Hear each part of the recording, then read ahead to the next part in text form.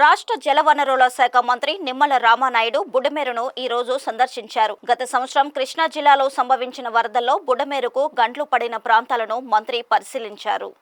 ఈ సందర్భంగా మంత్రి మాట్లాడుతూ గతంలో అత్యవసరంగా పూడ్చిన 3 గంటలను కలుపుతూ రిటైనింగ్ వాల్ నిర్మాణం కోసం పనులు మొదలు పెడుతున్నామని చెప్పారు. బుడమేరు డైవర్షన్ కెనాల్లో 37,500 క్యూసెక్లకు పెంచేందుకు చేపట్టిన పెండింగ్ పనులు పూర్తి చేసేలా ప్రతిపాదనలు సిద్ధం చేశామన్నారు. బుడమేరు వరద ఎనికపాడు మీదుగా కొల్లేరు, ఉప్పుటేరు నుండి సముద్రంలో కలిసేలా డిపిఆర్ రూపొందిస్తున్నామని చెప్పారు. అలాగే బుడమేరు ఓల్డ్ ఛానల్ కు సమాంతరంగా మరో కొత్త ఛానల్ ను కూడా 20,000 క్యూసెక్ల సామర్థ్యంతో అభివృద్ధి చేయడానికి ప్రణాళికలు రూపొందిస్తున్నట్టు తెలిపారు. బుడమేరు వరదల నియంత్రణకు డిజాస్టర్ మేనేజ్మెంట్ కింద కేంద్రం సహకారంతో ముందుకు వెళ్లేలా ప్రపోజల్స్ తయారు చేశామని, మున్సిపల్, రెవెన్యూ, డిజాస్టర్ మేనేజ్మెంట్ శాఖల సమన్వయంతో చేసిన ప్రతిపాదనను ముఖ్యమంత్రి ముందు ఉంచుతామని చెప్పారు. కాగా సీజన్ మొదలయ్యేలోగా బుడమేరు 3 గంటల నిర్మాణ పనులు పూర్తి చేయాలని మంత్రి రామానాయుడు అధికారులను ఆదేశించారు.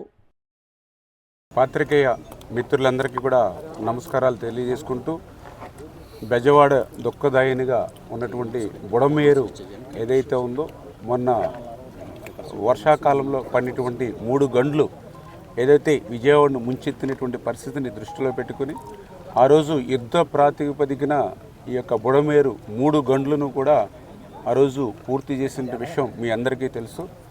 అయితే ఆ రోజు తాత్కాలికమైనటువంటి ప్రాతిపదికన, యుద్ధ ప్రాతిపదికన విజయవాడ ముంపుని నుంచి రక్షించాలనేటువంటి ఉద్దేశంతో ఆ రోజు వర్షాల్లో ఆ రోజు చేసినటువంటి పనిని పర్మనెంట్గా, ఎందుకంటే ఏదైతే ఇప్పుడు 3 గళ్ళు ఏవైతే బుడమేరుకు పడ్డాయో మొన్నటి సంవత్సరమనే కాదు, గతంలో కూడా ఎప్పుడు ఫ్లడ్ వచ్చినా కూడా ఇక్కడే గండ్లు పడుతూ ఉన్నాయి గతంలో కూడా.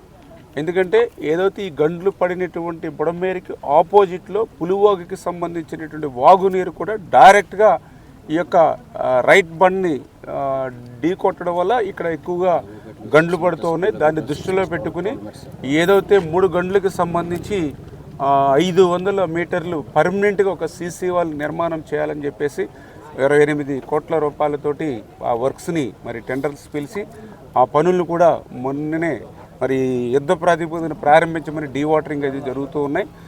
ఖచ్చితంగా ఇప్పుడు అధికారులకు, అదేవిధంగా ఏజెన్సీలకు కూడా చాలా క్లియర్గా చెప్పడం జరిగింది. రేపు జూన్ మరి 10వ తారీఖు కల్లా మినిమం సేఫ్టీ లైన్కైనా సరే మీరు ఈ వాల్ని తీసుకుని రావాలి. ఎందుకంటే మాన్సూన్స్ కూడా ఎర్లీగా వస్తాయని చెప్తూ ఉన్నాడు. అంచేత దానికి అనుగుణంగా ఇప్పుడు ఒక యూనిట్ మాత్రమే పనిచేస్తుంది. ఒక యూనిట్ కాదు, మీరు 3 యూనిట్లు పెట్టుకోండి, 3 షిఫ్ట్లు పెట్టుకోండి. ఖచ్చితంగా రేపు జూన్ 10వ తారీఖు కల్లా ఒక 3 మీటర్స్ వాల్ సేఫ్టీ లైన్లోకి ఖచ్చితంగా తీసుకురావాలని చెప్పేసి ఏజెన్సీకి, అధికారులకు కూడా తగినటువంటి ఆదేశాలు ఇవ్వడం జరిగిందని చెప్పి తెలియజేసుకుంటూ, ఈ పనుల్ని మన ఎమ్మెల్యే వసంత కృష్ణ ప్రసాద్ గారు, అదేవిధంగా ఇక్కడ ఉన్నటువంటి నాయకులు, అధికారులతో కూడా సమన్వయం చేసుకుని ఈ వర్క్స్ను కూడా మరి స్పీడప్ చేస్తామని చెప్పి తెలియజేసుకుంటూ, అదేవిధంగా ఇంకా బుడమేరుకి శాశ్వత ప్రాతిపదికను కూడా మరి వరద ముంపు నుంచి మరి విజయవాడను రక్షించవలసిన అవసరం ఉంది. దానిలో భాగంగానే మరి వెలగలేరు రెగ్యులేటర్ దగ్గర నుంచి ఏదైతే మరి ఓల్డ్ ఛానల్ ఏదైతే ఉందో ఎనికేపాడు యూటీ వరకు ఆ ఓల్డ్ ఛానల్ని కూడా డెవలప్ చేయడానికి, అదేవిధంగా వెలగలేరు రెగ్యులేటర్ నుంచి ఓల్డ్ ఛానల్కి సమాంతరంగా పాత కాలువ అది డెవలప్ చేసి తద్వారా ఒక 20,000, 25,000 క్యూసెక్కుల నీరు ఆ యొక్క ఎనికేపాడు యూటీ నుంచి కొల్లేరుకి తీసుకెళ్లేటువంటి విధంగా కూడా ఒక ప్రతిపాదనలు, ఆ ల్యాండ్ ఈక్వేషన్ అన్నీ కూడా చేయడం జరుగుతుంది.